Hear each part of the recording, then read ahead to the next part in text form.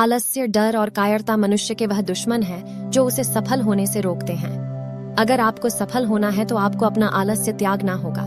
अगर आप आगे बढ़ना चाहते हैं तो आपको अपना डर छोड़ना होगा। दोस्तों, एक आलसी और डरपोक व्यक्ति न अपने लक्ष्य को पा सकता है और ना ही अपने सपनों को पूरा कर सकता है, ना ही वह किसी युद्ध में विजय प्राप्त कर सकता है। इसलिए अगर आप अपने लक्ष्य को पाना चाहते हैं, अपने सपनों को पूरा करना चाहते हैं, तो अपनी जिंदगी से आलस्य और डर को निकाल दीजिए, क्योंकि डर आपको वह सभी काम करने से रोकता है जो आप करना चाहते हैं, और आलस्य आपको वह काम करने ही नहीं देना चाहता जो आप कर सकते हैं। सभी मनुष्य को हमेशा कर्म करते रहना चाहिए और फल की आशा कभी नहीं करनी चाहिए, क्योंकि फल की प्राप्ति उसके हाथ में नहीं होती, लेकिन कर्म उसके हाथ में होता है।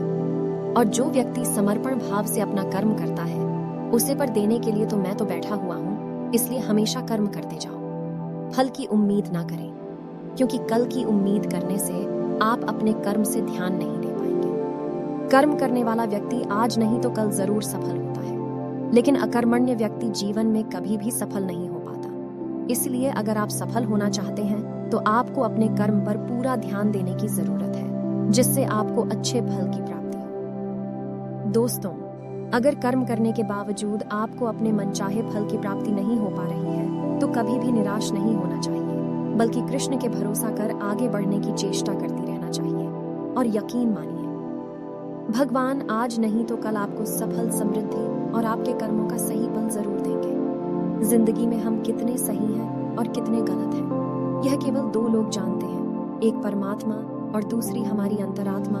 जीवन का आनंद न तो भूतकाल में है और न भविष्य काल में, बल्कि जीवन तो बस वर्तमान को जीने में है। जब तक शरीर है तब तक कमजोरियां तो रहेगी ही, इसलिए कमजोरियों की चिंता छोड़ो और जो सही कर्म है उस पर अपना ध्यान लगाओ। तुमने जो खोया, क्या वह तुमने पैदा किया था? आज जो तुम्हारा है वह कल किसी और का होगा, क्योंकि परिवर्तन ही संसार का नियम है। किसी का अच्छा ना कर सको तो बुरा भी मत करना, क्योंकि दुनिया कमजोर है लेकिन दुनिया बनाने वाला नहीं। यदि कोई व्यक्ति विश्वास के साथ इच्छित वस्तु को लेकर नित्य चिंतन करता है तो वह जो चाहे वह बन सकता है। सच्चा धर्म यह है कि जिन बातों को इंसान अपने लिए अच्छा नहीं समझता, उन्हें दूसरों के लिए भी प्रयोग ना करे। कोई भी व्यक्ति अपने विश्वास से बनता है, वह जैसा विश्वास करता है उसी अनुरूप बन जाता है। कठिन परिश्रम से बचने के लिए व्यक्ति को भाग्य और ईश्वर की इच्छा जैसे बहानों के बजाय चुनौतियों का सामना करना चाहिए। जिस प्रकार से प्राकृतिक मौसम में बदलाव आता है, ठीक उसी प्रकार से जीवन में भी सुख दुख आता रहता है, वह कभी स्थायी नहीं रहता है। बदलाव ही जीवन का नाम है। श्री कृष्ण कहते हैं कि किसी भी इंसान को कभी भी बदलाव से नहीं डरना चाहिए, क्योंकि बदलाव हमेशा एक परिवर्तन लेकर आती है और यह परिवर्तन हमेशा अच्छे के लिए ही होता है। अगर जीवन में बदलाव ना हो तो हम वहीं रह जाएंगे जहां हम आज हैं और हम कभी भी आगे बढ़ नहीं पाएंगे।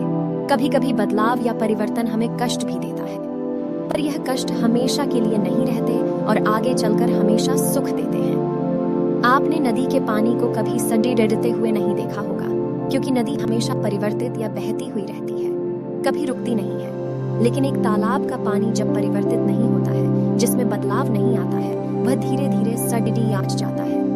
ठीक उसी तरह हमारे जीवन का मायना तभी तक है जब तक हमारे जीवन में परिवर्तन या बदलाव है। जिस दिन हमारे जीवन का बदलाव रुक जाएगा, हम उस दिन नष्ट हो जाएंगे। हर मनुष्य को हमेशा अहंकार और क्रोध से दूर रहना चाहिए, क्योंकि अहंकार और क्रोध किसी भी मनुष्य के दिमाग को उसी तरह खा लेता है जिस प्रकार लकड़ी में लगा हुआ दीमक अहंकार और क्रोध से वशीभूत व्यक्ति समाज में जहां भी जाता है वहां उसे दूसरों से परेशानी होती है, क्योंकि वह हर व्यक्ति में अपने प्रतिद्वंदी की भावना को देखता है, जिससे उसकी बुद्धि और विवेक की भावना खत्म होती चली जाती है। हर व्यक्ति को आत्ममंथन करना चाहिए, क्योंकि आत्ममंथन अहंकार को खत्म कर देता है। श्री कृष्ण कहते हैं कि अहंकार व्यक्ति को अज्ञानता की तरफ ले जाती है।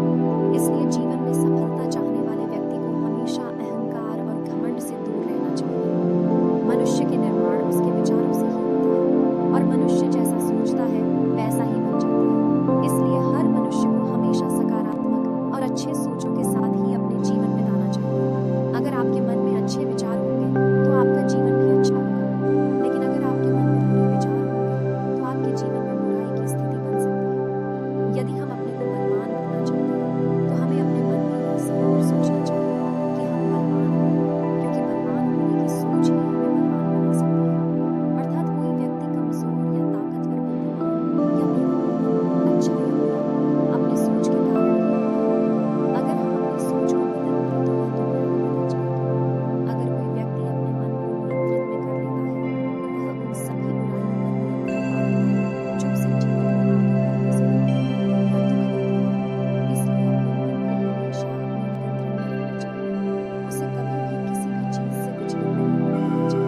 जिसने मन को जीत लिया है उसने पहले ही परमात्मा को प्राप्त कर लिया है, क्योंकि उसने शांति प्राप्त कर ली है। ऐसे मनुष्य के लिए सुख दुख, सर्दी गर्मी और मान अपमान एक से है।